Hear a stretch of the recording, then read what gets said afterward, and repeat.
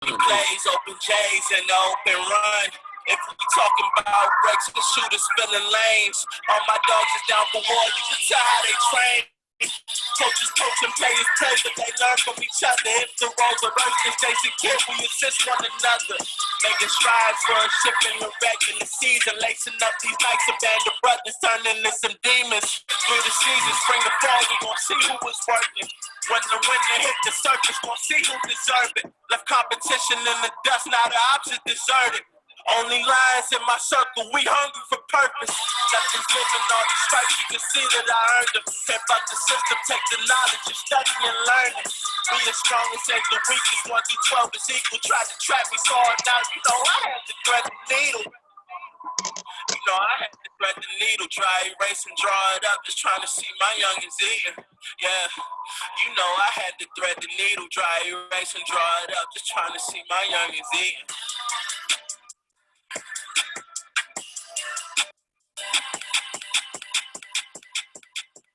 All right, welcome to another episode of the Coaches Show for the coaches by the coaches. Today we have two special guests in the building, Coach Venable and Coach E. Hood. How you guys doing today? Doing well, sir. How are you guys doing? What's up? I'm good, man. Yeah, good to have y'all in here, man. I definitely wanted to get you guys on. I know we talked about 2 weeks ago and trying to make sure we get a correct date for the people, because I know a lot of times as coaches, we spend a lot of time talking about these things, but we don't actually see these people. We usually get caught up in calling a YouTube, open up a YouTube video and not getting a real life person to come into your practices or into your classroom or to your study hall and to sit beside your youngers and give them somebody real life that they can actually see, reach, and have them motivate them. So I'm glad to have you guys in. All right, so I'm appreciate it, man. It's my pleasure. No problem. So I'm gonna start off with the first question, man. We're gonna start with Coach Hood. Coach Hood, tell the people about E. Hood and who you are, sir. Who I am. I'm just a humble servant of God, man. I've been mentoring teenagers since 1988. That's where I got my start. I actually came into PG County Public Schools as a mentor in 2009 after Suitland High School lost their legendary football coach. I came in to help one kid, and I've been involved with Prince George's County Schools ever since. So that's pretty much me, man. I just motivate, encourage any and everybody that I can, anybody that'll listen. That's what I do. Not much to me. Yeah, I know. Hey, Coach V, your turn. Yeah, for me, you know, when you see me, you already know that I come with the passion, I come with the energy. Coaching is in my blood. Both of my parents were coaches. I'm a native PG County guy. I've been a coach and a trainer. I do both things. I do motivational speaking, and I also do strength and conditioning for athletes and for others that are out there. I've been doing it for over 15 years now. And I just love to give back. I just love to get out there and just help the kids, man, in regards to strengthening up their body, strengthening up their minds, personal development, character. You know what I mean? That's what goes a long way, character. And at the same time, making sure that they that I give them life lessons. Absolutely, absolutely. So, Coach Hood, let me ask you a question. Second part of this question: What motivated you to be that person for these young people and for these adults? What made you want to do this job? Very, very good question. And to answer that, honestly, it's not something that I wanted to do. It was more something that I was awakened to. I was a young man, grew up in DC. I struggled, didn't have a father in my life, didn't have a consistent male role model. So I basically learned most of what I learned in the streets, the hard way, if you will. Made a lot of mistakes, a lot of things that have cost some people their lives, some people their freedom, but yet God kept me here. So at some point I just started trying to encourage people and didn't realize what I was doing. Even though I was already mentoring in church, didn't know what I was doing until 2007 when I asked God specifically to show me why he woke me up every day. And I told him, because I just had a yearning for purpose in my life at that time. And I told God, I said, if you show me why you wake me up every day, I'll do it for the rest of my life. That's why through my back issues, the surgery and all that, I cannot quit motivating and encouraging other people because I gave God my word. So it was in 2007 when he showed me something in the Bible that I had read but dismissed because I didn't take the time to look up the definition of the word. And that was me. It's what I do. I'm an exhorter. I motivate and encourage naturally. That's what I do more than anything else in this world. And so I just follow that path now. I let God lead me. You know, a lot of people get upset with me because some of the things that I say, but I don't say anything that I don't feel God leads me to say. It's just up to them to know how to take it the right way and benefit from it and move forward. All right, Coach V. Wow. So, man, that's a really man. I can take all day when to answer that question. You know, they're just trying to keep it nice and short and sweet and to the point. At some point, I knew I was going to get to getting in front of a crowd, getting in front. I just love coaching. I love the responsibility. I love to motivate. I love, just to inspire, to give back. Actually, my path, man, started off where I was a Wall Street stockbroker. So my path started on a whole different route. And then once I left, New York and came back here to the area, I got involved with an AAU team, and I started personal training.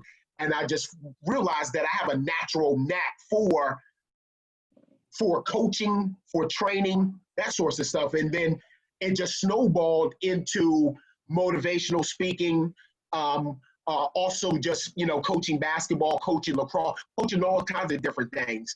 So it's, I know I'm giving, short answers here and there, but that's a very difficult question to answer because my road to get to where I am it has a lot of twists and turns and all that sorts of stuff.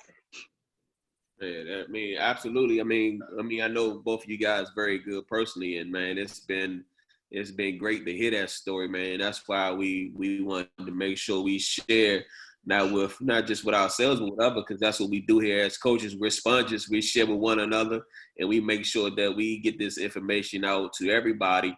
And I'm sure after this,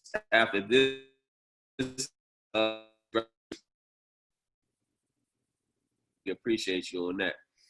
So I'm gonna pass you over to Coach Desmond Small over from Washington. Hey man, how y'all doing, Coach? How you doing, my friend? Yes, what's up, sir? Y'all my guys, man. Pleasure to be here, man. Each other for a long time, man. Much respect. Both of y'all helped me on a number of occasions, with kids and off the court, and a lot of things in life. So I will, first off, I want to appreciate you guys and all that you do, not for just me, but for the kids and everybody that you guys touch. It's a pleasure to have you guys on the show. My question is pretty simple. You guys kind of touched on what you do. Starting with Coach Hood, talk about the different programs that you had the opportunity to work with, and maybe some kids that some highlighted kids maybe the world might know that you may helped along the way. Wow, that's a good one. Well, again, I told you I started mentoring in 1988, but once I got into PG County schools, it got a little more deep. It got realer then. And I got to get more up close and personal with kids that I can identify more with who had some of the same struggles that I may have had coming along. And, I did 3 different high schools in PG County schools. I'm not gonna call the other names out, but I've been at 3, been at Blade the longest, but I've coached football and basketball, but all in the same capacity. I don't coach plays. I've learned so much from you guys that I've been associated with. I do more mental stuff.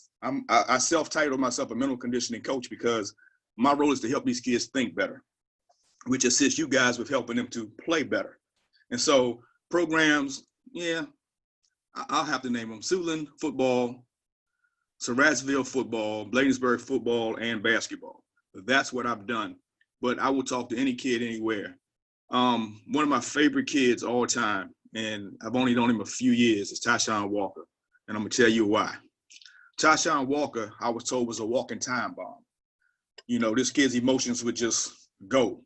And so when he got put off the team once, I went over to him, and I didn't know him that well. And I just asked one simple question: "Son, can I talk to you?"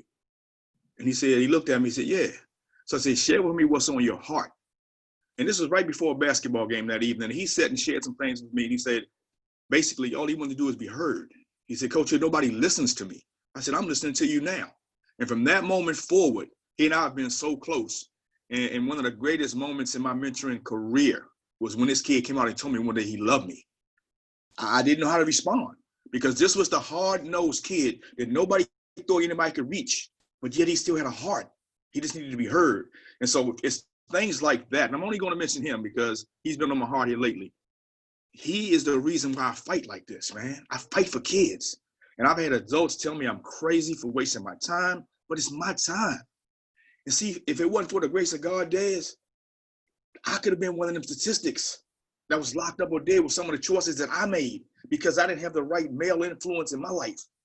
So that's one of the main reasons why I fight for these kids. I don't care who don't understand. I don't care who don't like it. I'm going to keep fighting for them as long as God keep giving me breath in my body. So I love being in Blade. I've learned so much from watching young guys like you and John. I'm so proud of y'all, how God has elevated you, and y'all ain't nowhere near done. By the way, you're not done. You may be done making babies, but you ain't done with all you're going to do to touch these other kids out here. Because, see, they're going to be calling you daddy and pop son real soon, too. Because they love you, man, because you guys are real. And it's just a pleasure and a blessing to be a part of this family unit that we got. And like V, I could talk all day, so I'm going to let V get in there because I know he chomping at the bit. Appreciate that, Coach Hood. Appreciate that, Coach Hood. Yeah, so that, man, you know, for me, I've always cared. You know, from a little boy, my old man instilled in me discipline. He instilled in me so many different life lessons, and he passed away at a very early age. And at that time, I didn't really realize like what he was teaching me until I became an older man. And one thing is that for me, it was being a point guard because obviously I wasn't blessed with height, was that being a leader has always been in me. And for me, being so small and always being looked over, I was always looked over because of my height. So I had to fight for everything. So my old man used to call me Little Warrior because my will and my fight that I had within me was so strong. And I've always carried that with me with everything that I do. Am I competitive? Yes, I am. But the number one thing is that I'm a teacher. That's what I like to do. I like to teach, whether it's in training, in life, or involved in coaching. I think with a coach and a trainer, you have such a huge platform to make a difference in young boys, young girls, young men, young women's lives. And that's something that I'm very passionate about. And all of this started for me, and I'll name the name because, I have to give them shout outs. I started off as the freshman boys basketball coach at Archbishop Carroll High School in DC. And when I got this job and the freshman team was formed, I was like, there's no way. These boys was off the chain. I mean, no discipline. They were just, the hormones was just running ragged. And I was like, I got to be able to get all of these kids in one mind. I gotta get control of this craziness, this madness. So I wrote this manual called the Freshman Standard. And this Freshman Standard was goals, setting goals. They had to do certain tasks in order to still be a part of the team. They had little note cards that they had to check off and sign. So what I was instilling in them was responsibility, because majority of these kids that were on my team, they were in a single parent home. They didn't have a father there. So I was like, I got to get these kids on a path where they're going to be able to grow. So when we had a parent coaches meeting, one of the parents, when they got a hold of it, this touched me, and I would never forget it. She was very appreciative with her decision in having this freshman standard manual that I wrote was the decision factor. She expressed to the fact of that you are a coach that actually cares. And that really made me feel proud as being as a coach. Then moving on, I've worked with so many great players that came through there. Chris Joseph, who went on and played Major D1 at Syracuse. There's so many long list of guys that Rodney Magruder in his little short period of time that was there went on to play at Kansas State. I still have great relationships with all these guys to this very day. And they always get back to me. It was like, Coach, I remember when I was in this situation and you immediately popped up. And this has nothing to do with basketball. As you know, again, it's life, you know. And again, with one of my favorite all-time coaches, Coach John Wooden, he said, you know, a good coach can coach a game, but a great coach can change a life. And that's one of the things that's stuck with me and what my mindset is when I go out there and when I'm coaching and out there motivating, doing motivational speaking. Man, I appreciate you sharing that. You know, the crazy thing about it, I met you through bowling. So, you know, I never knew you was at Curl and you got to be involved in that program. I know you touched a lot of programs, but, you know, mostly when I first met you and seen you work was at Woot in that bowling. Yes. So I appreciate you sharing that. I learned something new from you in the programs that you're working with. My guy, Hood, y'all both had something in common because y'all both coached and helped at Curl. So look at that. That common thread is crazy, man. Small world in reference to that. So I'm going to pass it to Coach John, and he's going to ask the next question. What's going on, coaches? How you guys doing? Hey, John, how you doing, my man? How you doing? Man, I'm good.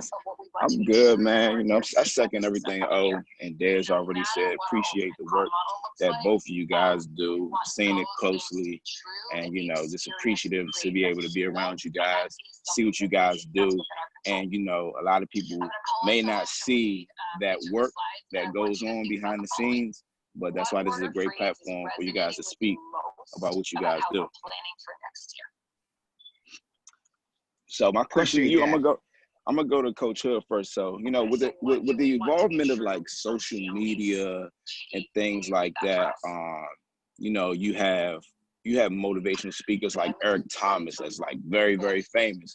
So I want to ask both of you guys, like, what is it about that motivational speech that ties into not even a basketball game, any type of coaching experience? Why does that motivational speaking aspect, you know, have such a great relationship with sports, and how does that, you know, correlate to what you guys do? Because a lot of before a game, that motivational speech means something to a team or to a player. That speech can do something at halftime. That speech can help you get over a loss or, you know, educate, you know, a kid after a win. Like, so how does motivational speaking, why does it tie into sports so much? You know, Coach O warned me that you have great questions, John, and sure enough, right out the box, here you go. But it's all good. You thinking, you know what I'm saying? But it's all good. It's all good. And I gotta answer for him, B. I gotta answer for him. See, first of all, we have to realize that some people need that motivation. Me, on the other hand, mine comes with me. So you could have told me ahead of time that you had 100 questions for me. I wouldn't have done anything different except sit in front of here and wait for you to ask the question because I stay ready. But some people need that extra push. Some people need that motivation. They need that word. They need that song or whatever. All you got to do is tell me it's time to go and I'm ready. I get myself pumped up.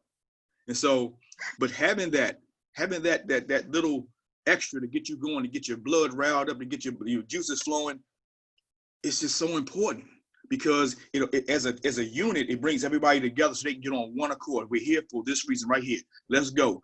That's the one time we're saying we are one, because then when they get out on the court, sometimes they forget and they start playing as individuals. You get on the football field, they start playing as individuals. But that one moment when you're doing that pump-up session, as you will, it's important because some people need that jump start. Now, I'm going to be honest. There are things that I have, my go-tos. So I'm human. There are times when I get down myself. I'm not going to let y'all see it. But when it happens, I have my go-tos. There are songs that I can listen to that can take me from 1 to 100 in 2 seconds. There's a song that can take me from being the happiest guy in the world to be flowing with tears because it touches my heart.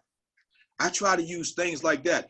And it's because of the relationships. That's where it's got to start, guys. That's where I think a lot of programs mess up.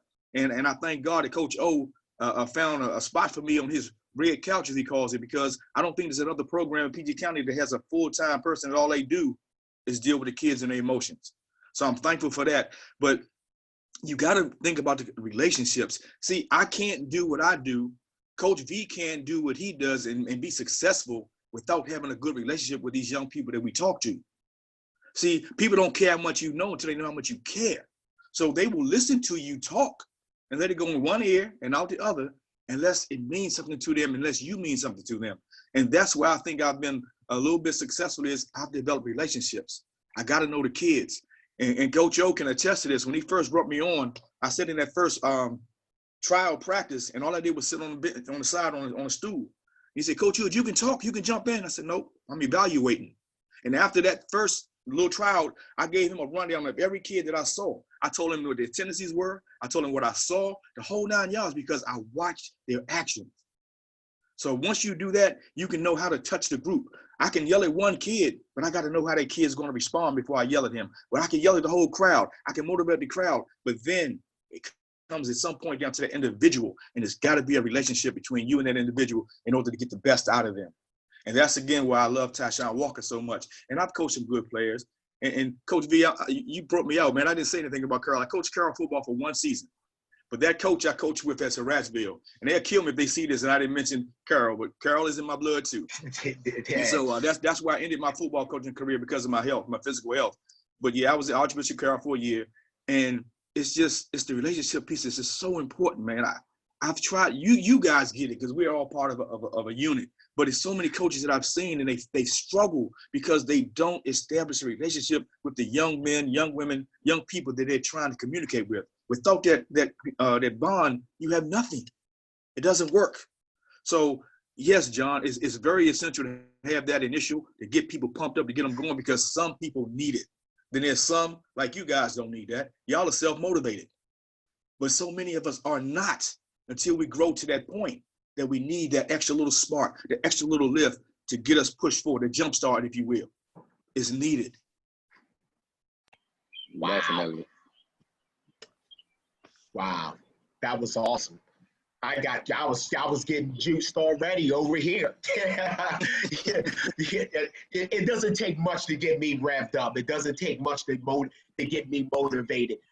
As I said before, both of my parents were coaches, so getting coached and getting and having that motivational speech was within me from the beginning, since I was like 8, 9 years old, just on the rides to the games and stuff like that. And my old man talking to me and all these different things. But for me, and I love Eric Thomas, he's, I've seen him when he was the hip hop preacher or something to that degree, and see him now on the platform and the success that he seems that he's on right now. But as far as myself in connecting with the kids and motivating them, it's always being truthful. It's always remaining humble. I'm not afraid to open up to the kids and let them know about me. And I'm not going to hide my wrongs. I'm not going to hide my rights. I'm going to let them know right off the jump what my road is. That's one way that you earn trust from the kids today, because they are so untrustworthy, because they have so many different outlets for them to get information from. So for me, to be able to earn that trust, I let them know about me.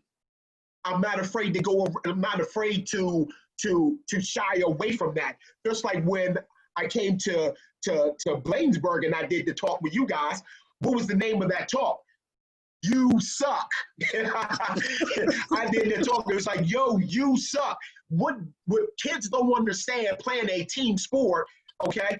When playing a team sport, that you have to understand that you have to be able to function as one. You have to be able to function as one heart or an engine. Being able to go out there and be able to understand what your role is and then do it. Just like I said, like with a heart, there's 13 different parts to a heart, and they all have a role.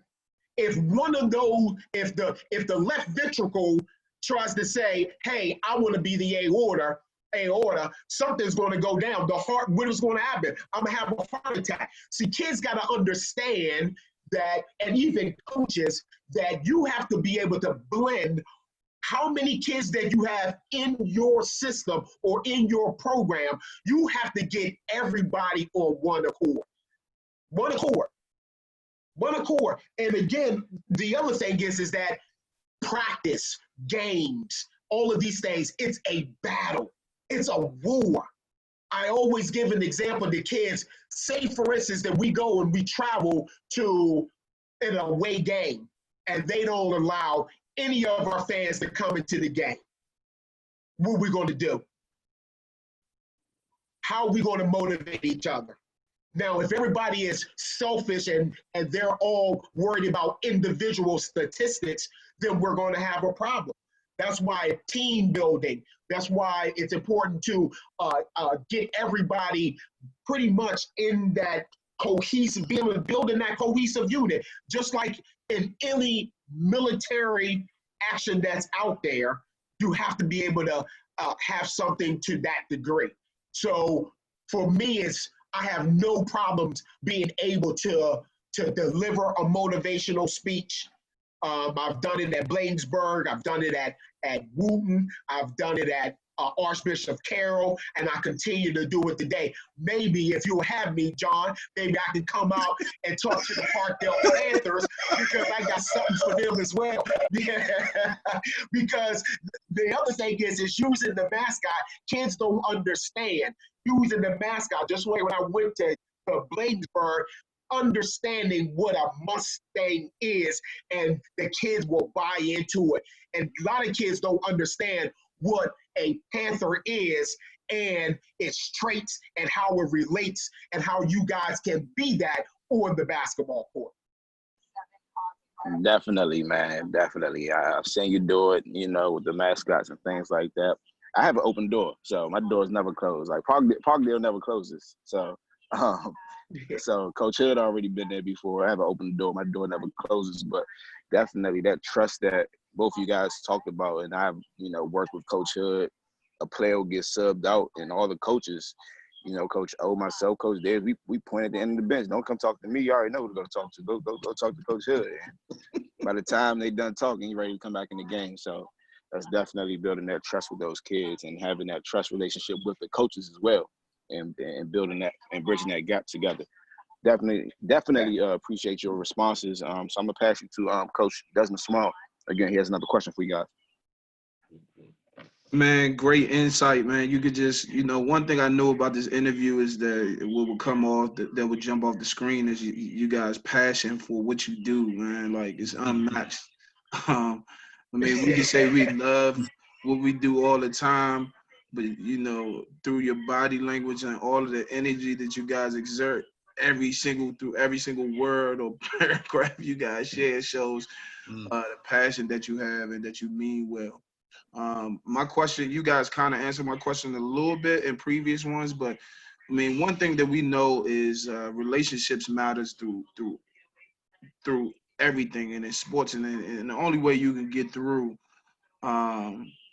to being able to motivate somebody, like Coach Hood said, you got to establish a relationship. You got to get some traits. You got to kind of see what make them tick, so you can know what buttons to push to try to motivate them. Tell me, like, some top 3 tactics that help you establish some relationships. Sometimes I know you guys are the masters at this, and I've seen Tashawn Walker is a prime example of somebody you would think he wouldn't talk to anybody, but all of a sudden he hugging Coach Hood and using all types of words that you would be like, what, Walker, what did you just say? It's crazy. So tell me some things, like some tactics or some tools that help you build or bridge relationships, especially with difficult kids. First of all, I believe all kids are great. Some of them just have not had the opportunity to have that greatness poured out of them. They all have great hearts and good intentions. They've just been smothered. And so what I focus on is, I think about myself when I was their age. I thought that what I had to say was important. But back then it was be seen and not heard. Don't speak till you're spoken to. Well, I ain't going with that flow right there, because that didn't work for me. So I try to show them that what they say, their words, their thoughts, their feelings are important. If to nobody else, to me, I'm gonna listen. I'm gonna be a sponge. I'm gonna give them that voice that they need, that ear that they need. I'm gonna give them that. And another thing I do is I challenge them, because a lot of these kids are so hardcore, or so they think, that they can't be cracked. But a lot of that's a facade. They put that front up because they're really hurting. They're really vulnerable, but they don't want anybody to see that. So I'll challenge you to let you know, like Coach V said, I ain't scared of you. I'm who I am. I'm gonna come at you. You know, we both put our pants on the same way, one leg at a time, I hope. And that's the way I'm gonna come at you. So I'm gonna challenge you where you think your strength is, to show you that you're still human, but yet I still care. See, whenever I break a kid down, and first I do have to have that relationship with them, and I've broken some kids down real hard. But then after I break them down, I build them back up. Because if you don't do that part right there, you messed up. Again, I can yell at the group and it's fine. But when I single a kid out, I gotta know him, and I gotta pump him back up. And even if it's in the crux of the moment where I gotta break him down, before that night is over, I gotta let him know why I had to go at him like that, and then build him back up again, because it's about building them up. And then I teach them at the same time, don't be selfish. See, if I attain some knowledge and I don't share it, I'm being selfish. Share with your brother next to you what's going on. If you see him step out, you pull him back in. That's how you bring that team unity in there. Also, you get them self-checking each other. But it starts with each one individually. You get in that relationship with them and going at it like that. Also, give them an opportunity to reach out to me. I have an open door policy. You reach out to me. At some point, I stop reaching out to them first, because I'm not going to beg them. I let them know you can always come to Coach Hood. And I've got a few of them since this pandemic is going on that's reached out to me. Some have not, which I'm a little disappointed in, but it's okay. You know, but they know in the thick of things, they can reach out to us, you know, and that's one of the biggest things I have to let them know, because some of them don't have an outlet anywhere else but us coaches. Guys, we're all they have. And so if we take ourselves away from them, what do they have then? Especially after we've already established with them and they start leaning towards us, and then we go ghost on them, we put them right back. We're in a worse spot than they were when they came into our lives. So the responsibility level we have is tremendous. So I challenge them, I love them, and I question them, and I listen to them. Those are the biggest things to do. It's just various ways of doing all of those things right there. But that's what I do. Those are my tools. And I'll be honest, like Coach V said, I'm not gonna lie to them. Truth hurts sometimes, but the truth is necessary. Yeah, absolutely. Yeah. So that's one of the things is, you know, the slippery slope when it comes to coaching, to come to building relationships, or even dealing with young men or young women out there is, you know, because everyone is different. Everything comes down. One thing that I've learned about coaching through the years, and just in life in general, is about relationships. It's all it is. Everything that we do is about a relationship, you know, even at your job, even if you're married, you know, it's a relationship, it's a team, you know, and you have to understand what makes someone tick, you know, how do they operate? That's the number one thing. It's like being a coach, you're like the CEO, and your assistant coaches could be the CFO, the COO, and then you have the workers or the employees, and that's your team. So if you're a crack the whip kind of type of coach and stuff like that, yeah, that may work for some, but in this day and age and these new athletes, I don't think that's going to be a proper way of going about things. So for me, and I'm speaking in my experience, a coach has to be a chameleon. He's got to be able to adapt to his environment and be able to relate to the kids. And that's what some of the things is with how today is with all this technology, with how these kids can get information from so many different things. Coaches have to be able to adapt. They also have to be able to be real with them. One of my famous lines that I say to kids all the time is, what you going to do? What you going to do? And, and just let them talk. What do they want? You play basketball or you play a certain sport. What do you want to do with this? Everybody always says the easy answer and say, oh, I want to go to college or I want to go to pros. I was like, okay, cool.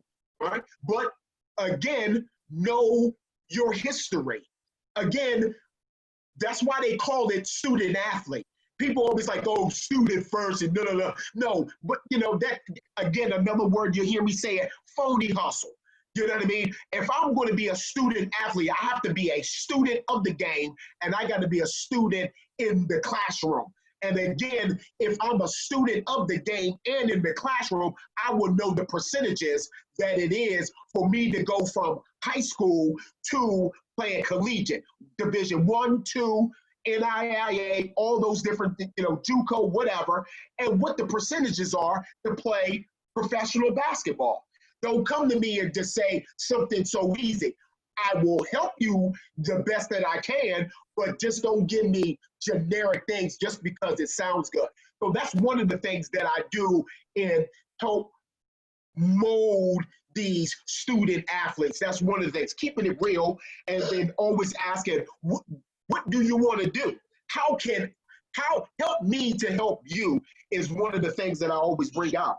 And all of this is showing that you care. A lot of these kids, they are looking at as a coach, they're always looking at to see your reaction or what you're going to do. But the number one thing that I see that's missing today in just sports in general, whether it's an athlete or a coach, is, do you really care? Do I really care? And at the same time, do these kids understand the opportunity that they have? Do they also understand or realize how special they are? Think about the talks that I give at Bladensburg and all around that I've done. And it's like, look around. What's the population in your school? And look how many guys or girls are on this team. You're in a special group. A lot of people can't do what you do. Look at the opportunity that you have in front of you. Look around. Look at the relationships. Look at all that you're going to have, because some of you, this is it. High school basketball, this might be it. But again, it all boils back down to relationships. That's going to be your brother for life. That's going to be your sister for life. So these are the things that needs to be preached. And when I go out and I do talks, and I know Coach Hill does the same, is going out and making sure that these kids understand of the opportunity that they have, also how special they are, and also being appreciative of what they have. Yeah, I may not go to DeMatha, okay? That's all well and good. But guess what? I'm still on the basketball team. I'm still going out there and I'm still competing. I still have a chance to win the state, all of these different things. I'm still, I have a contract with a shoe company.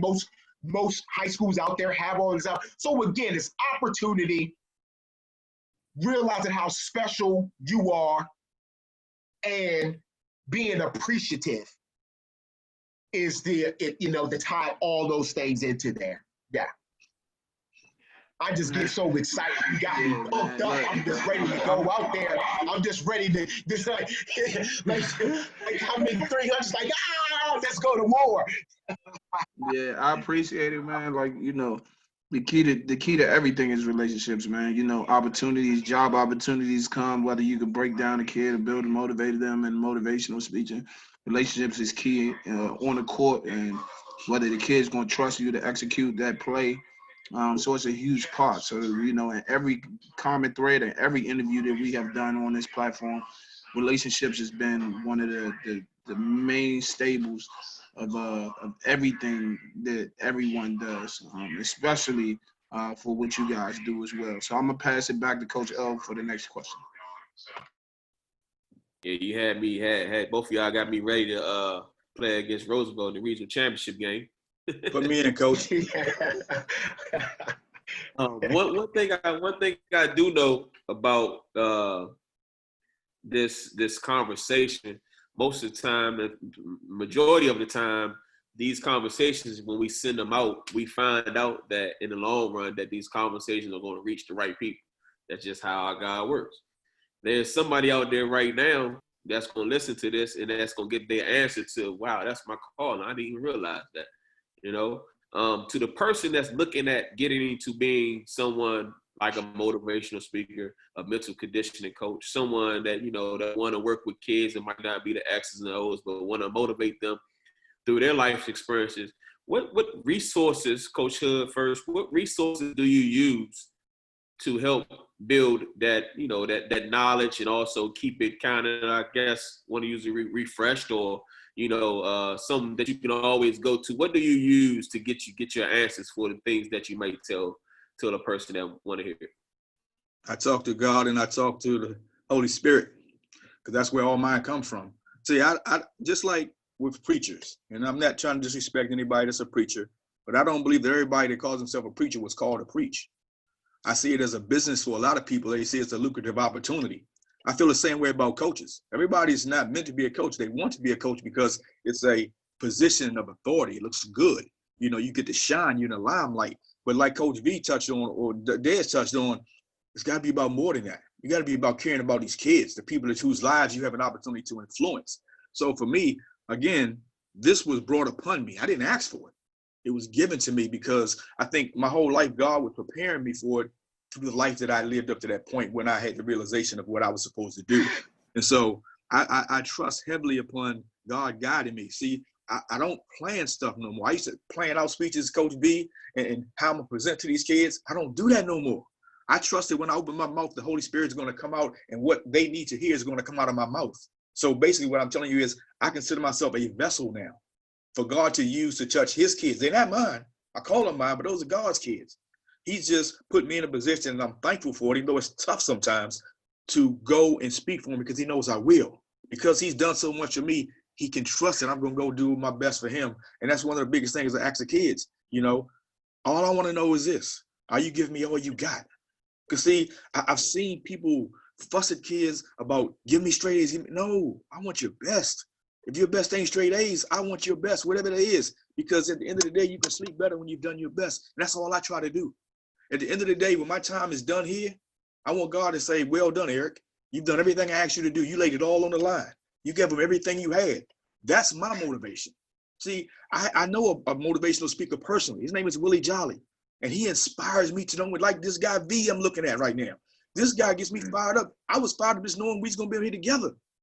I couldn't wait. I was disappointed when it got postponed the other day. I'm like, oh, man, I got to wait 2 more days to see my dude. Because he gets me fired up. He ain't got to say nothing, just knowing he's going to be there because I know what he's about. Knowing what he's about is enough. And so I've read a lot of books. Y'all can't see them because I'm facing the books, but I've got tons and tons of books that I've gotten motivational stuff from. And the kids think I'm crazy sometimes, B. As I bring stuff to them, they look at me like, this man is crazy. Kayvon Wade is a big one. He told me, he said, Coach Hood, that stuff used to bring to me. I thought you was crazy until I tried it. And that's all I'm trying to get them to do is trust me. I'm not going to bring anything to you that I haven't tried, that I don't believe in. And he's a monster now. He believes that he got the basketball because he was football. He got the basketball team in the back of the locker room working out beforehands on their mental stuff. Back in 2016, we went to that regional championship game. He did that. He had a group of kids back in the nucleus. So all of them didn't buy in, but that was that nucleus that got us over at Roosevelt where we got ripped off. He did that because he bought in first. and he transferred it to his teammates. Prince still reaches out to me from time to time, not even playing ball anymore. Coach Hood, the things you taught me, I can use in life. I'm not nobody special, man. I just share what God give me. And when I share it, he blesses me with more because now he can trust me to share what he gave me to his people. So my preparation is just prayer, man. I have a series of things that I do every morning, you know, things that I read, things that I see on social media. Those things help guide my life.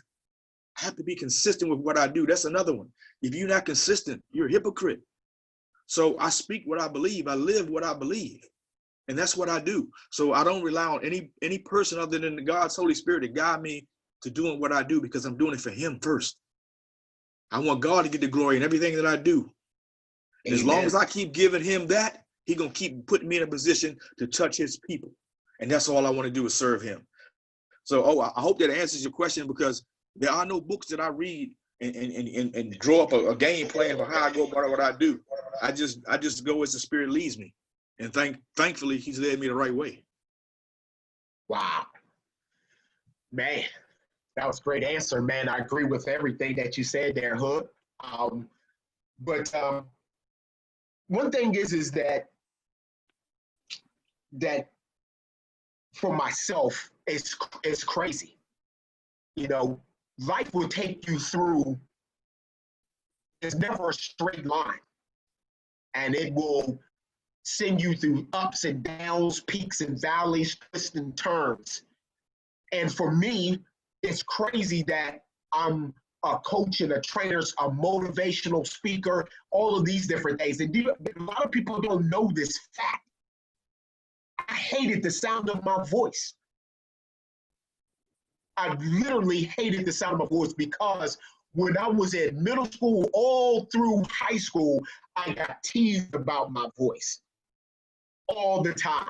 I mean, the kids would just joan on me, just the way I would say things, just how animated I was and stuff like that. So it got to a point where I really became very shy to a degree where I didn't really want to talk much because I knew as soon as I said something, you know, I would get joned on. I would, they get mad, and then, that pit bull that's inside of me will start, will come out, and I'll get myself in trouble.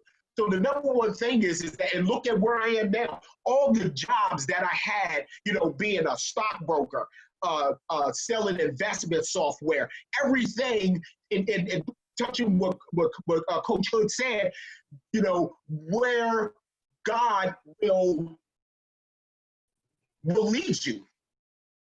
All the jobs that I've had in my life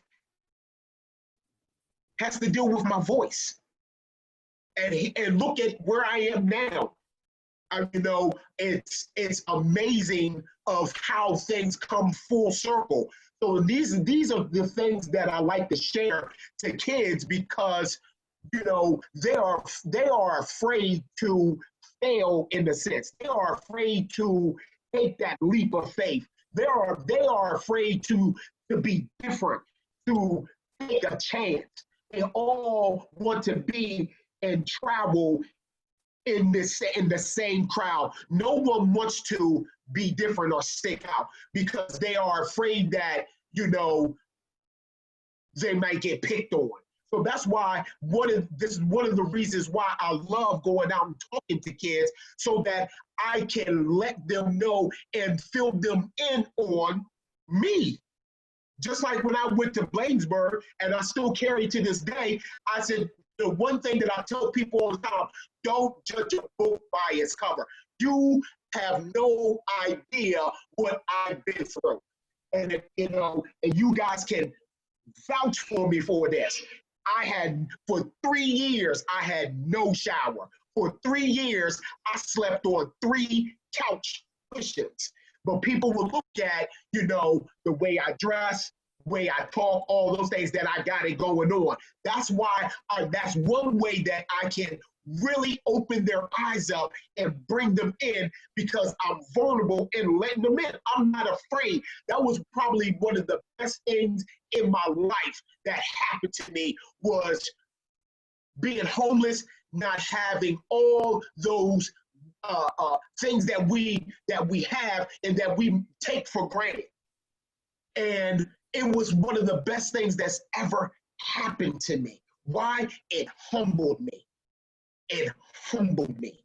And that's the problem with I see, not only with kids, I see that in the world today, no one is humble. We have social media, and all that is doing is creating egos, puffing people up.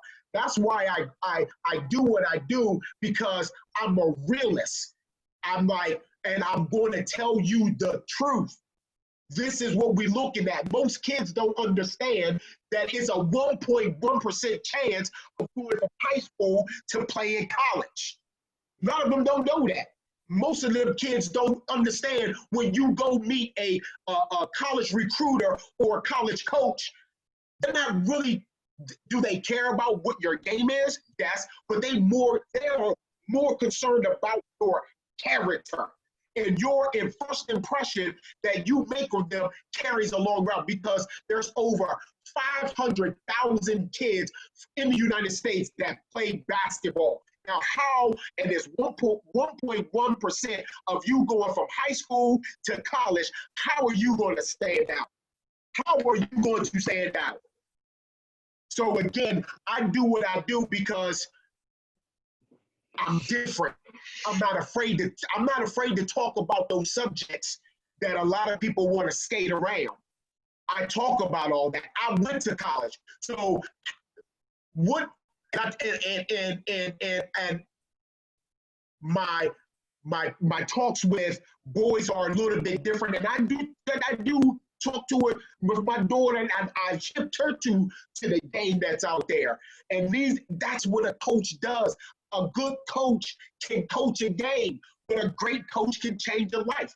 That's all it comes down to. And if coaches go out there and look at Don Wooden, who won, 11 national NCAA championships, and all of his books are about what?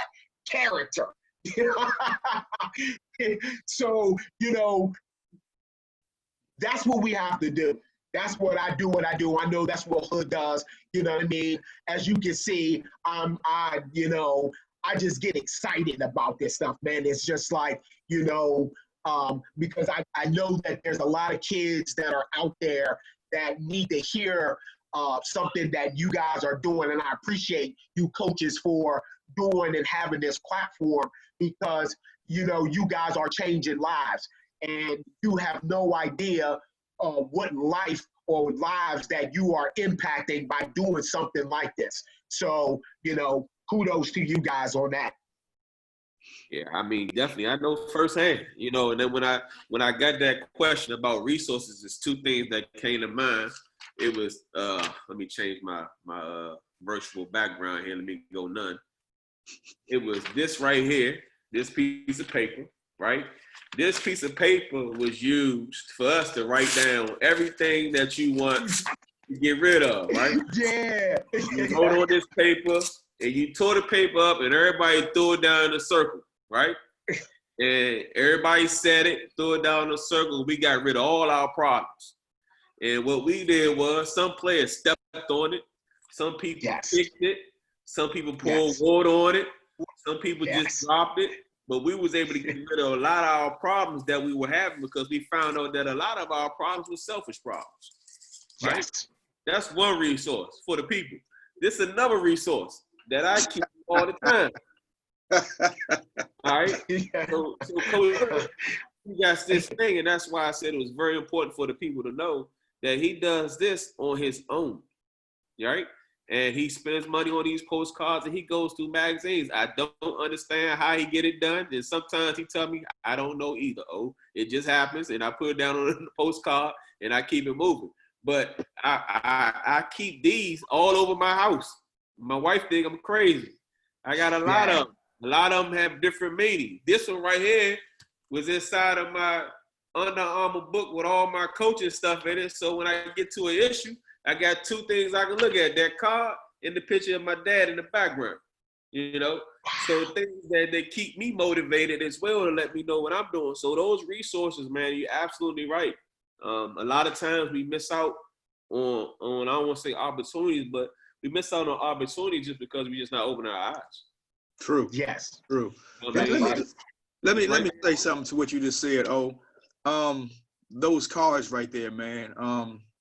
I don't remember when God got me started doing them, but believe it or not, for all the many cards that you've seen me give you for your bulletin boards and John, the boxes I gave you for your kids in class, y'all would not believe that I have so many more for myself personally. I've got books of those talking to myself. That's one of the things I was telling you about that I use to get myself pumped up when I need it. You know, I started doing those things in church at first, and I would be sitting there and supposed to be listening to the man's preaching, and I'm asking God, who do I get this card to? And I'm writing people's names on the back of the cards in church. And after service, I would hand them the card, and they'd be like, how'd you know I needed this? And I'm like, I didn't know. God told me. And then it got to a point where I didn't have to do that anymore. He graduated me, so to speak, Coach B, where I can just make cards, and I can just, okay, this person needs this card right here. So I was elevated.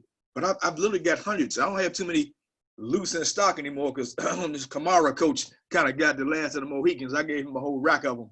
But I still have some more that needs to be made. I still have some that are made, but not the stockpile that I used to have. But that's kind of like my calling card. But like they talked about your voice, V, I had people laugh at me about those cards.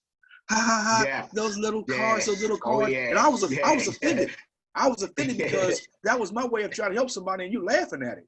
So I just kept making my cards, you know, and I'm gonna keep making my cards. I got a little baggie right here. You can see this. It's got stuff in it right now that's ready for some cards, you know. And when God said go, I'm gonna make them cards, you know. But yeah, it's a cost involved in it. But you know, the price that God paid for me to live is worth so much more than what it cost me to do those cards, man. And when things get really tough for me, and that's what I draw back to. I think about Jesus down on the cross for me. I make it personal. How can I not give him everything I got? And like Coach V said, I challenge them kids, man. You got to know how special you are. God keeps waking us up for a reason. All you young guys, it was meant to happen like it happened to start this meeting off today. I don't know if anybody else joined or not, but it was meant to start that way because we all have a bond. I'm going to challenge you coaches to challenge all the other coaches that you know, because I know between the 3 or 4 y'all got so many connections. Tell them to find somebody, pray about it, that can help their programs that's genuine. Don't just bring people on because they want to coach or because they play ball. You got to find some guys that are really in it for the end result. This is bigger than basketball. It's bigger than any sport. We're changing and have the opportunity to change lives, fellas. And you guys, I'm so proud to be united with y'all because y'all are doing this. I see it from a different angle because I'm sitting looking at y'all as y'all do what you do. It's so hard when O and John have to coach against each other. It breaks my heart, V, because those are both of mine. And they fighting against each other. But I know at the end of the day, it's still gonna be love though. That's right. You know, but during the midst of the battle, my heart is being torn back and forth. No, I understand. But then when I see them beat each other at the end of the game, it's all good. Because see, no matter what the scoreboard says there, we still win. And that's what it's all about, man. Absolutely. Absolutely. And then, you know, I threw that little nugget out there, you know, when I first came over to Bladensburg, I don't know if you can see it. I still have my wristband. I got mine on my wrist, baby. I still have it, you know. Hey, I'm sick because mine popped, man. I'm sick about my rap. It's tied in my it's in my car. It's in my car. It's tied to my in my car. But I'm pissed about it. I popped it. I was mad, man. Yeah. You know what? Dan, you're not gonna believe this, but I've got one on my right wrist. I keep all my spiritual ones up than the ones for Blade on my left wrist. On my right wrist, I have a band that's purple that says Faith. When I moved to Clinton, Maryland, 1996, I went to the Hallmark car store and I bought this band, and people kept asking about the band. So I went back, I bought every one they had.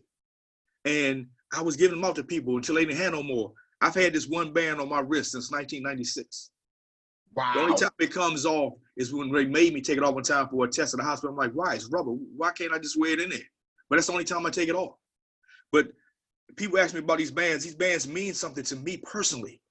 I have those facing me so I can read them, and the other ones will face the opposite way. And another thing about that boy, Tyshawn Walker, man, we went to the University of Maryland to see Daniel play this year. Tyshawn had a couple of bands on his wrist.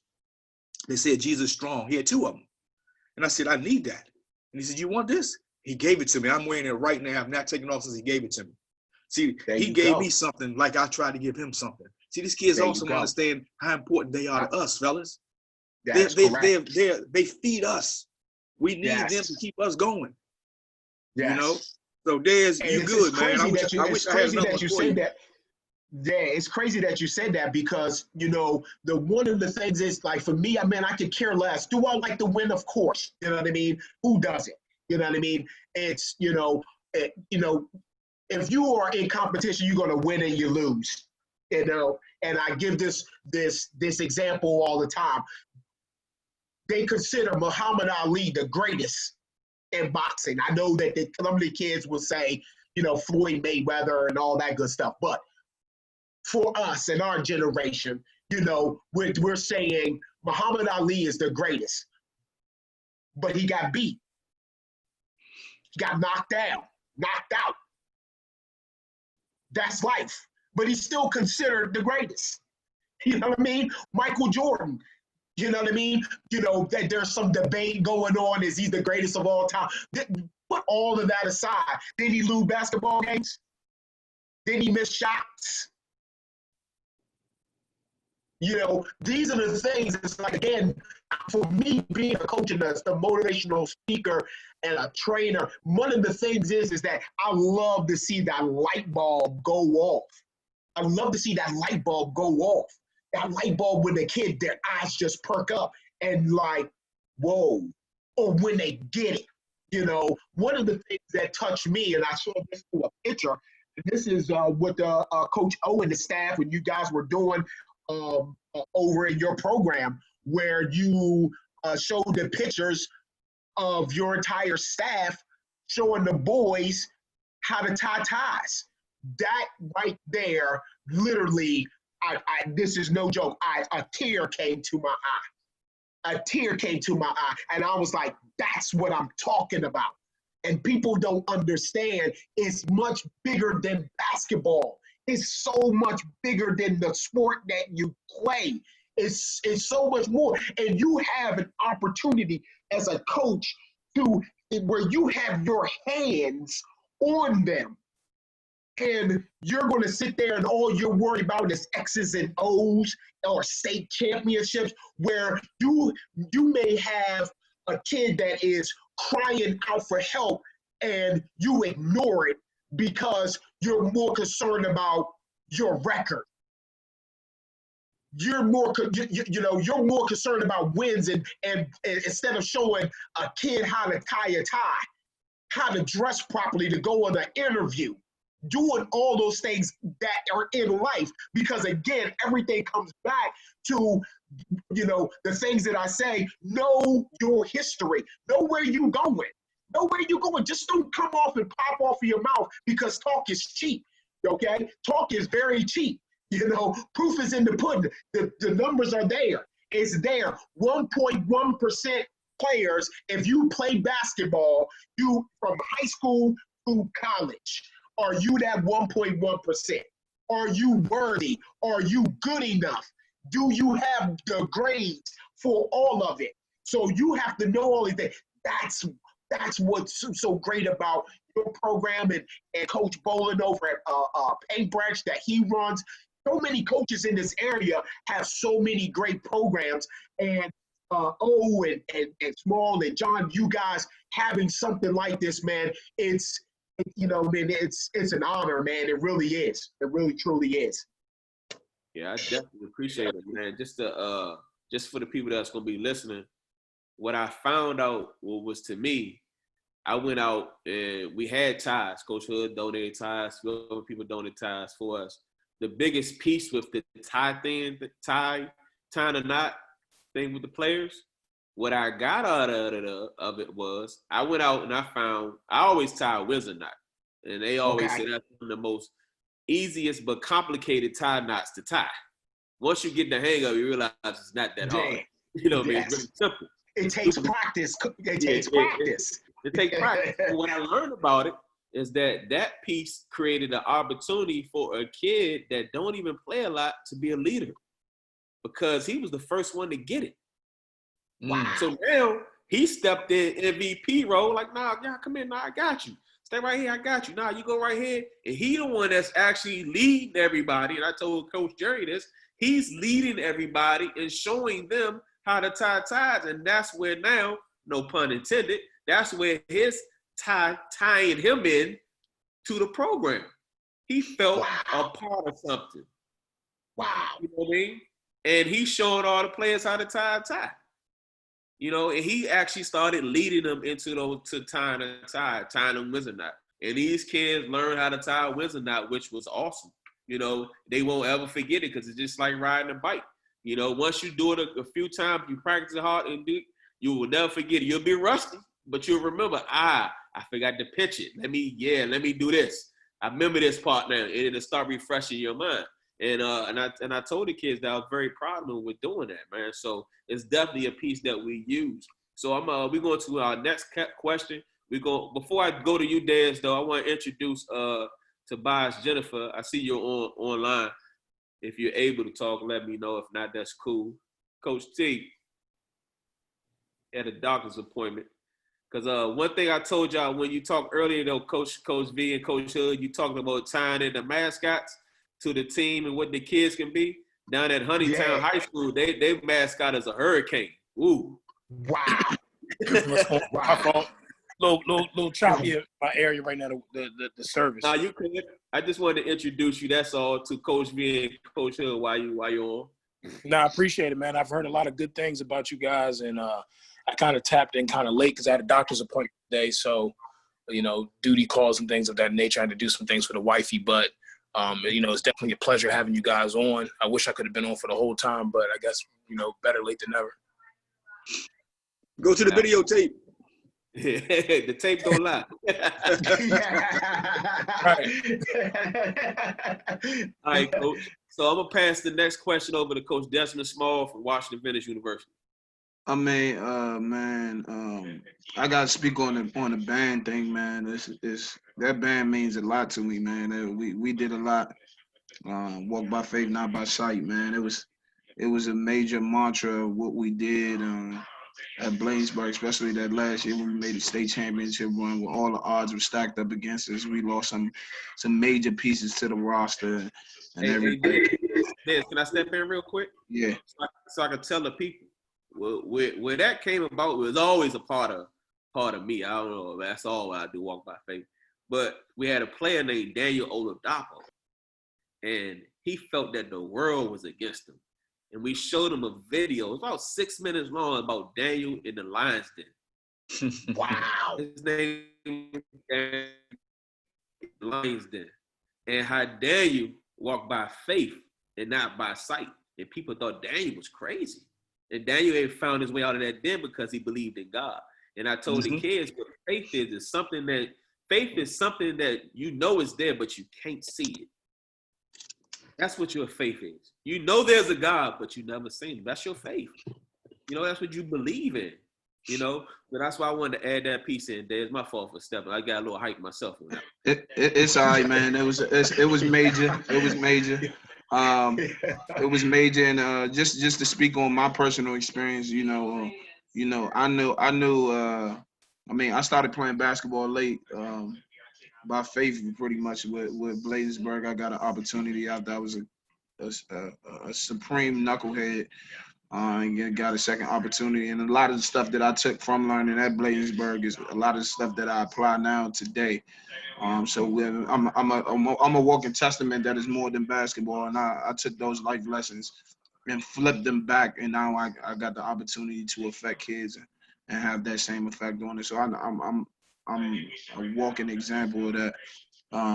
With that, so we're gonna go back to that. My question would be this: I mean, y'all talked about it a lot. I mean, because y'all passion just carry y'all beyond our questions. Sometimes y'all answering them in advance.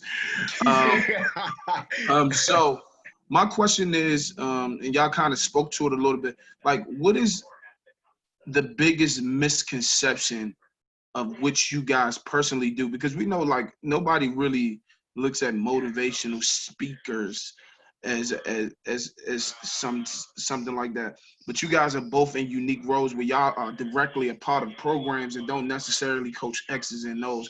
what would you say when you go out, the biggest misconception about what you particularly do? Like, why is this dude on the sideline? Whatever. What would you say is the biggest misconception about what you personally do for a particular program, or what you do for programs that you're involved in? For me, I believe is that people don't believe what we do works. We don't believe it. I don't think they believe it's important. A lot of people take it for granted. It's just talk. It doesn't mean anything. They don't think that we have any type of preparation, any kind of skills, any kind of knowledge, anything. We just talk. You know, we just yell at people. That's just what I think. I have a lot of kids who doubt the things that I say to them. So I'm thankful for Kayvon and a few other kids who can say, hey, this works for me. In fact, Des, it was this past season, early in the season, I wasn't on the staff at Blade, but I was still heavily connected to them. And some of the kids were telling me, in fact, one player in particular told me that my stuff didn't work. I was talking to him about vision, visualizing yourself being successful, and how you transfer that from your mind to the court where you no longer have to think about things, you just do because you've played them in your head so many times, it just becomes automatic, like you're playing a video game. He told me, Coach Hood, that doesn't work. So I was like, okay, a couple of kids there aren't buying in. So I questioned myself for a minute. So I did what I felt I was led to do. I reached out to Sherwin. And because Sherwin was one of my best students because he's a sponge. Everything I ever told this boy, he soaked in the book that I wrote. I gave him one. He read it, said, Coach, what else you got? I made him a personal, like the card O showed you, I made him a personal little book of cards that told a story just for him.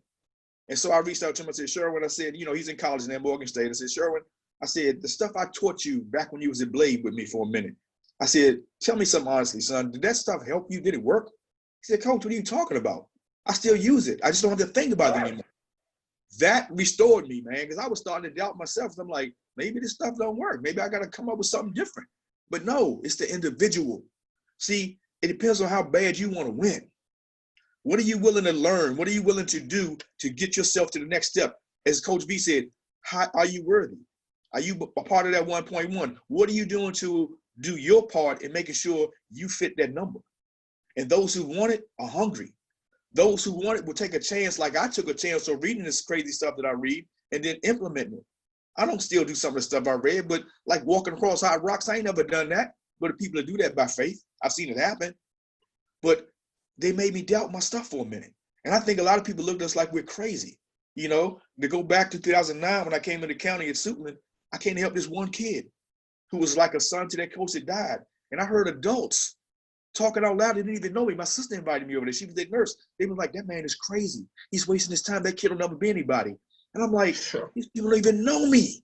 I was so enraged. I told the kid, you keep your head up, we're walking straight. I said, I'm coming back to the school next year, and they're going to eat every one of them words. And here I am, 2020, I'm still involved in PG County schools. But that's what people do. A lot of times they doubt what they don't know. They really fearing what they don't know. And then they express their ignorance by things like that. This man don't know what he's talking about. Why is he there? He ain't really a basketball coach. What is his role? Why are you questioning me? Instead of doing what you can do to help. But that's my biggest thing. And I've had a lot of people doubt me. Parents, kids, I've had it all. But the thing is, they can't rock my faith in what I do because I know who my source is. See, you can come at me all you want to. You will never get inside my head, and I'm not allowing you. I'm not renting space in my head, so you can't get in. So you can come at me all you want. It will never work. And that's what I'm trying to teach these kids. And Daniel was getting good at that. You know, Daniel's last year, Blade, I told him, I said, Daniel, expect to get beat up. That's the only way they have a chance of stopping you is to get you to blow up in the game and get put off the court. So he started laughing at people. Daniel took it a little further than I wanted him to, had to calm him down, but it's mental. So I'm not going to allow anybody to stop what God has ordained me to do to help his kids. But that's it, the doubt. Who is this coach? Who is he? Where did he come from? I don't know him as playing ball in the county because I never did. I didn't grow up in the county. I went to DC schools. So that's my biggest thing, the doubt that people have tried to throw at me about who I am and what I do. Come on, V. Yeah. Well, you know, that self-doubt is, I think that's always going to be there. You're always going to doubt yourself, you know, and question what you're doing. Because I don't know what I speak for everyone, but you know, when you are doing something where you're making an impact, you know, you would like the numbers to be very favorable. You know, oh, I had this amount of people. And I'm just keeping it real about that. But at the end of the day, if you even have just one person there, that's, hey, it's better than zero. One of the misconceptions, I guess you could say, is that, and I get it on both sides, being a trainer and a motivational coach, they think that I'm perfect. They think that my, you know, oh, I get it all the time being a trainer. Oh, you must eat, you know, this, da, da, da. And I look at it as like, hey, I like my fried chicken. You know what I mean? I eat ice cream just like you. You know, they think that we're like Blue would say, weirdos. You know, and I agree with them. I'm like, yay, hang around me a little bit more. I'm weird as they can come. I embrace being weird. You know, I am an alien. You know, my taste is eclectic. My style is different. All of that sorts of stuff, you know. So the number one thing is that I'm not afraid being me. I'm not afraid. I'm not, what you see is what you get. I'm not someone that's going to be something that he's not, you know, put on this air, you know, try to have on certain things because, you know, that's what is in and all that sort of stuff. I'm not, you know, man, I'm too old for that stuff. You know, my number one thing is that, you know, it all goes back to what I said earlier. And this is something that I did very early on as a young boy. And my father told me, said, just because people got the gear on, they look a certain way, doesn't mean they know anything or they can play the game. There's plenty of people that can walk into places and look sharp. Got the Dre beats on, got the nice uniforms on, got all that sorts of stuff, and then that's just one big old front. Until that ball goes up and you guys are getting up and down the floor. That's why I tell people all the time, that's why you compete, because anybody can be beat on any given day. Any given day. And when it comes back to myself, to Hood, to all those that are listening out there, you know, don't judge a book by its cover. Don't assume. Don't judge me. You have no, you know, don't put me in this category without even speaking to me, without even listening or asking a question. You can ask any question that you want about me and I will give you an answer. The question is, I'm not the arrogant one. You're the arrogant one because you the one that think or has judgment in your own eyes.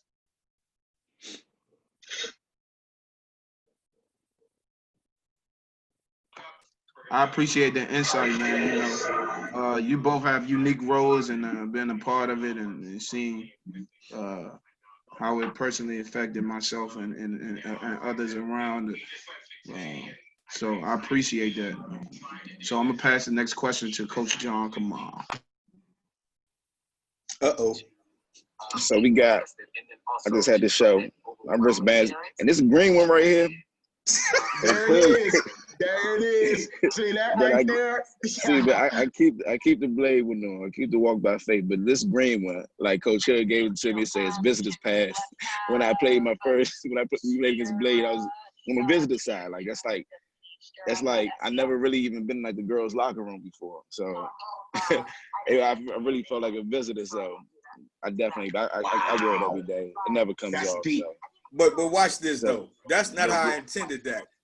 In my complex where I live, we have the bands for the swimming pool, and that's what that was for, a visitors pass. And so I gave it to John for his colors. And I didn't realize what it was. I didn't think about that part. I was just thinking about the colors. And he was like, "Oh wow!" So I'm like, "Oh no." John knows he's still family, man. It's all good. It's all good. Oh, So my question my question to you guys is, you know, every time we have somebody on the show, basically we know, like, we're all coaches, so we ask all the coaches, how has the pandemic really affected, you know, what you guys are doing? You know, Coach V, you know, you physically train and you motivational speak, and Coach Hood, you know, you do your speaking, you have your relationships with kids. How has the pandemic affected you guys at this point in time? You know, like on my end, you know, we don't get in the gym with the kids. We've been traveling, probably doing AAU season right now, off-season training and things like that. Been working via Zoom, some workouts. What are things you guys are doing to, you know, stand the test of times right now throughout the pandemic? Actually, I'm probably in a pretty good position because I'm retired. So other than when I'm in front of kids, being home on this iPad of mine is pretty much what I do. I still monitor, watch what kids are posting on social media. If I feel I need to step in because I don't like what they're saying or what they're posting, I do that. If they post something that I feel they need to change a little bit, I do like a kid said. He was proud that he had a 3-point something 4. And I asked him, I said, hey, that's good if you gave your best. If that wasn't your best, then I got an issue with you because my thing is still I want all you got. And if that wasn't your best, I want you to drop right there and give me 100 push-ups. So I still do stuff like that. The biggest piece is not having the opportunity to be around you guys face-to-face in front of the kids. That's my thing. Like I told Coach B earlier, it's like I'm on crack, man. I need my fix. Yeah. You know, I love what I do, you know, and, you know, I don't really know how to express that to you guys any deeper than that. Like you guys, I know Coach loves basketball. I know all y'all love basketball. I love mentoring kids, man. I don't care what the sport is. I didn't lean more towards basketball because of you guys, but I just want to be in a position to be able to help some kids, some young people. And then it got to the point there, I'm mentoring adults, man. I would talk to anybody who will listen, you know, but that's the piece I miss the most. It's not having that personal interaction because it's so needed, you know. So that's the part that's getting me. And I'm looking at the calendar, looking outside. I'm like, okay, God, we'll win, you know, win. I'm being patient, but win. I'm trying to get back in front of them kids. And, oh, by the way, I sort of virtual graduation piece you did. That was awesome, by the way. You know, that got me fired up today because I'm like, man, why wasn't I part of that, you know? So missing stuff like that is really where I'm at right now, man. But I just still pretty much just know, following social media, putting my posts out every day on the 3 platforms that I'm on. That keeps me busy, you know? By the time I finish putting all my posts out and going back and forth and checking to see who's got the right mindset and things like that, it keeps my day going. So that's the only thing that's changed is I'm not actually physically in front of you guys. And I do miss that, but that's pretty much the biggest change for me. Definitely. Well, it's, you know, this pandemic, you know what I mean? Again, it's opportunity. It's a blessing. You know, I have on Mondays and Thursdays, I've taken a little break from it, but it's you know, I do a morning motivational speak. It's called Get Up and Live Purposely. And one of the topics that I talked about was time keeps on ticking. Time does not wait for anybody. It's going to keep on moving. It doesn't matter if I'm in a pandemic, if I'm sick, if I'm this, I'm that. You know, again, we have an opportunity. Again, there's always opportunities. But what do? We waste them. You know, we have the time, so why aren't you doing the time? You're not in school. A lot of these kids are not in school. They got to do their, you know, online source of stuff and all that good stuff. Oh, but I don't have a court. Are you kidding me? You can do you know, what I've been doing right now is I've been doing a lot of training on Zoom. You know, what we're doing right now. I'm developing my program and where I'm working on getting that launched out there for athletes. Again, if you're an athlete, you're going to find a way to work on your craft. And what better way? You have all the time. You have all the time, even for coaches, even for parents. You know what I mean? It's like you're home, but again, we find a way to complain about a blessing. We have to actually control, delete on these excuses. It's always excuses. When is the right time? It's always searching for the right time. Everyone's like, here's the perfect time. The God shut it down and said, we closing down every day. There's no sports, there's gyms are closed, all of this. No, it's right now with this pandemic, it is revealing people's true character. It's not building it, it's revealing it. It's revealing to see who are the real ones out there to want to get in purposeful work. You can go out there, you can be inside your house and get your push-ups, your sit-ups, or body weight training. Matter of fact, I got a whole series of that that I'm developing right now on movement and stuff like that. Just a little sidebar right there. But again, if you are passionate about what you do, you're not going to wait for somebody to say, come on, let's do X, Y, and Z. That's what separates the middle of the pack to the ones that are part of that 1.1. Because I guarantee you that there is somebody exactly like someone that's playing sports in high school that are not making excuses, that are getting after it right now. And that's what is across the board that in life, people are always finding excuses. And know what I call them? Woulda, coulda, shouldas. That's what they are. Woulda, coulda, shouldas. They always, oh, I would have done this. Oh, I should have done this. And guess what? Time just keeps on ticking. And then when the gyms do open back up, then where are you now? Behind the 8 ball, out of shape. All of those different things. So here's the opportunity that you have right now. So you got the time, so do the time.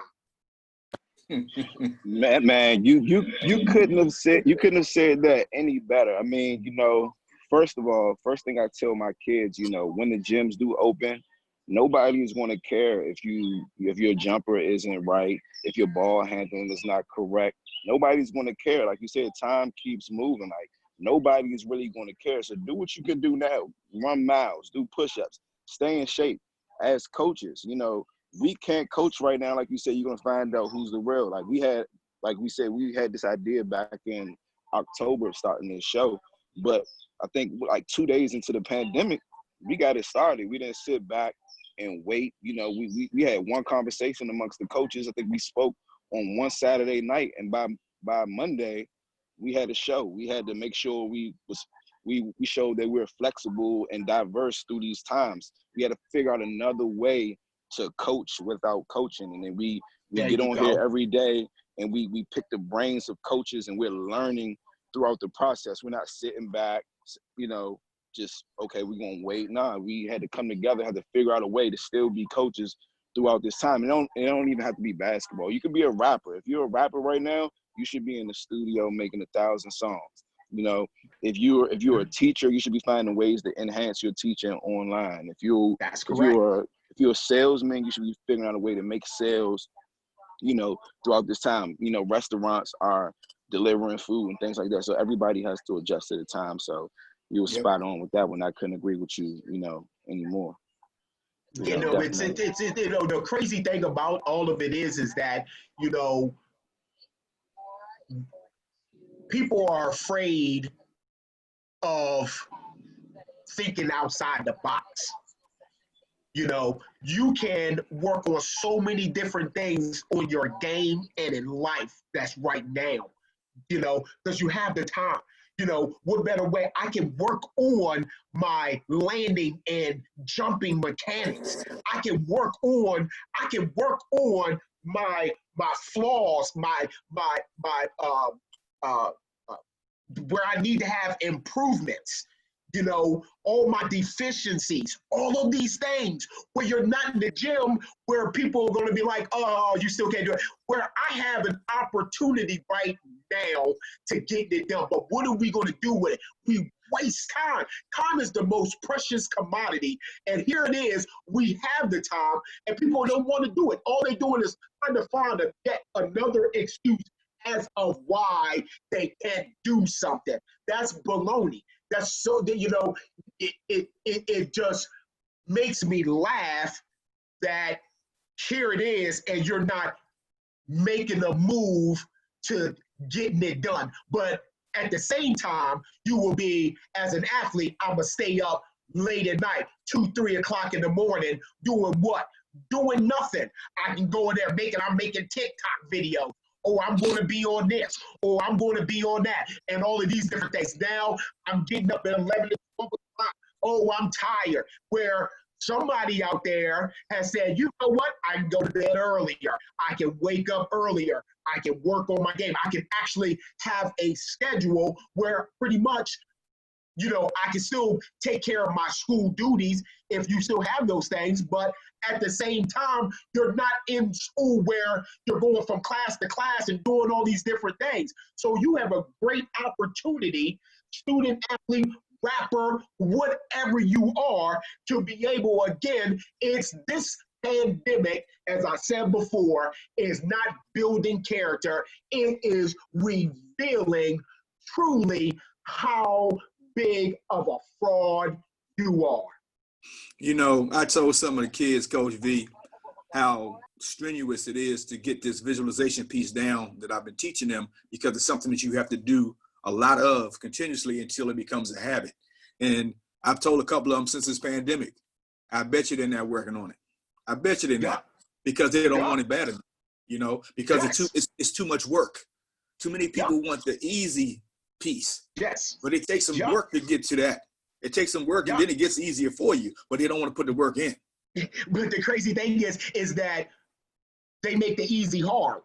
Right. That too. Yep. They make the easy hard.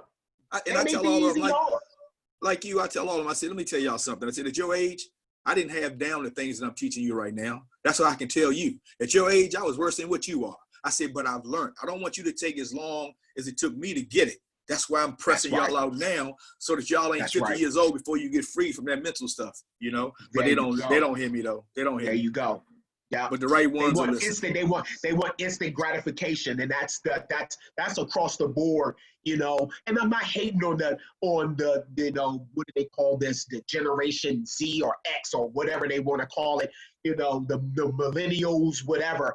You know, everyone just expects, or their expectation, you know, their sense of entitlement, just because it's like, ooh, I play basketball, that I am automatically are going to get this scholarship somewhere, you know, or, you know, I'm with my group of guys, or, you know, with whoever, and I can lay down a couple bars, and now I'm supposed to be the next YouTube sensation as a rapper. You know what I mean? It's like, again, social media has its good thing about it, but it also, again, it's gas people up where they don't understand the work, the dedication, the discipline that all comes in behind it. You know what I mean? They just think that I'm just going to get in the studio and I'm just going to do like, for real, again, knowing your craft. Am I working on my craft? That's always a thing. And then for athletes, right? If I play basketball, am I taking care of my body? Am I taking care of my hands? Am I taking care of my feet? Am I taking care of my head? Am I taking care of my body?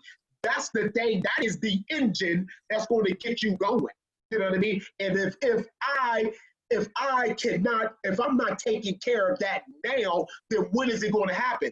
You're not going, okay, and I'm fortunate enough to go and play on a D1 level, okay, all well and good, that's great. Now, if I don't have a work ethic from being in high school, what do you think is going to happen? Just automatically just going to switch on, and then I'm going to be this gym rat. I'm going to be working on my fundamentals. I'm shooting. I'm going to be in a weight room and all that sorts of stuff. So again, people have to understand it's a grind. You got to get your knees dirty.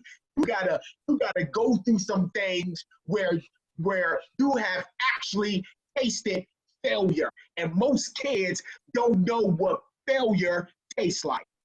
Exactly. They got to go through that process.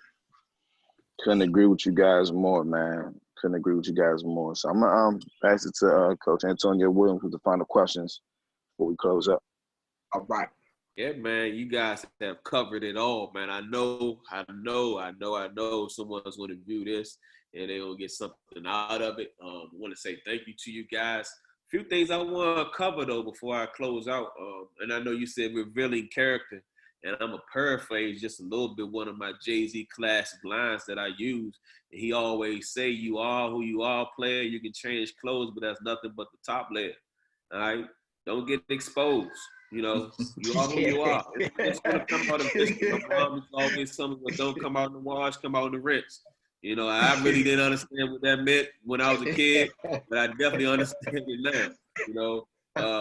So, and I hear a lot of people, man, and when you say revealing you who you are, I hear a lot of people, and I know I don't want to say that people are doing, especially celebrities, and I know they have a lot of celebrities are now saying with this pandemic, their first line they said it's a tough time, but guess what? I'm finally getting to know my son and my daughter. And I'm looking at it like, how you just because you're spending time at home away from traveling, you finally getting to see your son and your daughter and getting to know who they are, you know? And sometimes they might be 16, 17 years old, and you're finally getting this opportunity to spend some time with them. So that's when you say it's a blessing. I know we're losing lives, but guess what? These lives is already lost. God already made this time appropriate for those people to go on, you know? So it's not something that we should be upset about, you know? Yeah, we want to miss our loved one, but God has already put these tags on people and put that ending to your dash, you know? And nothing happens without him. I'm a believer, you know? So a lot of these things that we go through is a blessing. Like John said, we talked about this in October. Went to all these different meetings and said on one day on a Saturday, hey, why don't y'all think about doing like a coaching show? Then we ain't think nothing of it. We say, let's just give it a shot on Monday. We like Monday. Like, yeah, we're gonna do a trial run. So I get it. Sunday I called my cousin, said, cuz I need a song. I need a theme song for our group. Can you get it done? I ain't know you can do it in 6 hours. You know what I mean? We got it done, you know what I mean? And you got Team Small Graphics over here put together the graphics for the coach. Now we up and running. We on like maybe like 30, 32 shows, you know, and we do this not because of money or acknowledgement. We do this because we want to get better. You know what I mean? Yes. Especially during this time we have the opportunity to get better. And today, there are coaches that are going to listen to this that's going to realize that they got better today. I mean, I know for a fact when Coach Hood gave out his cards his first time, some people left them on the desk, and this is adults. You know? I used to take that personally too.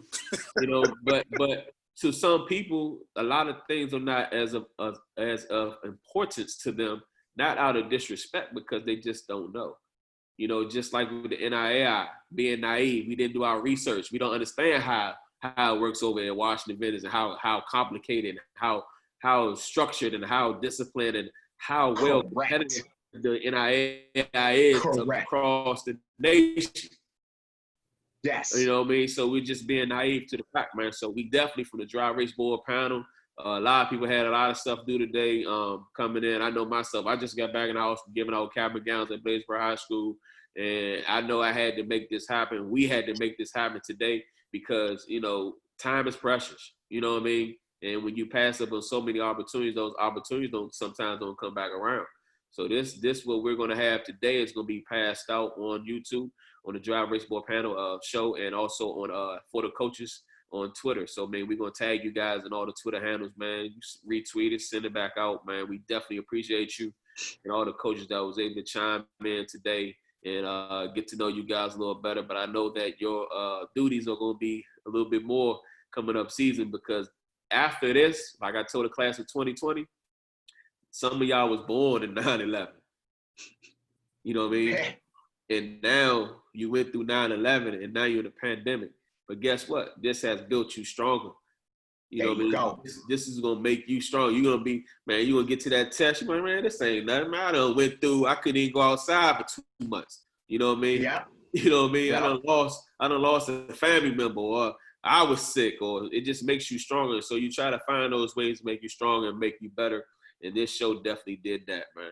So on the behalf of the coaches show, we want to say thank you guys as we get ready to close out. Is anything you guys want to say before we do so?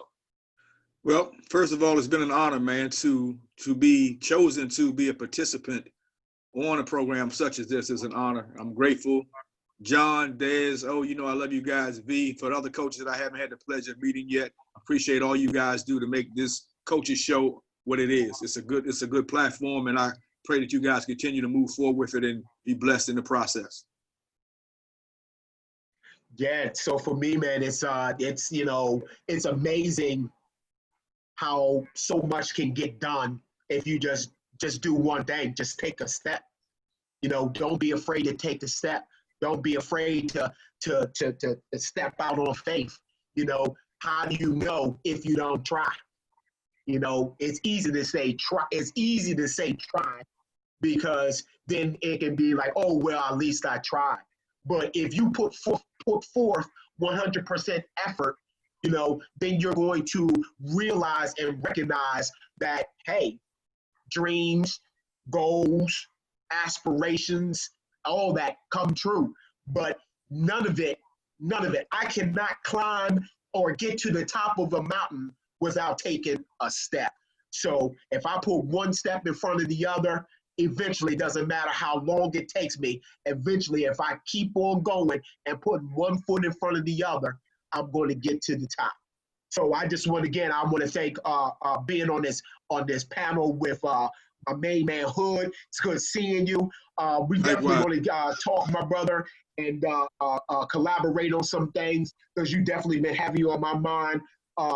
To John, to Tobias, who I know that just came out in there late. To Daz, man, you my man. To me and Coach O, man, we go way back, man.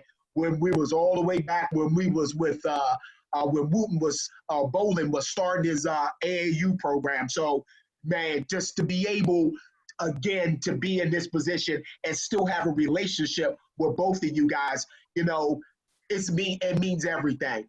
And then people have to understand that life is all about relationships and staying in touch with one another, building with one another, and just loving each other.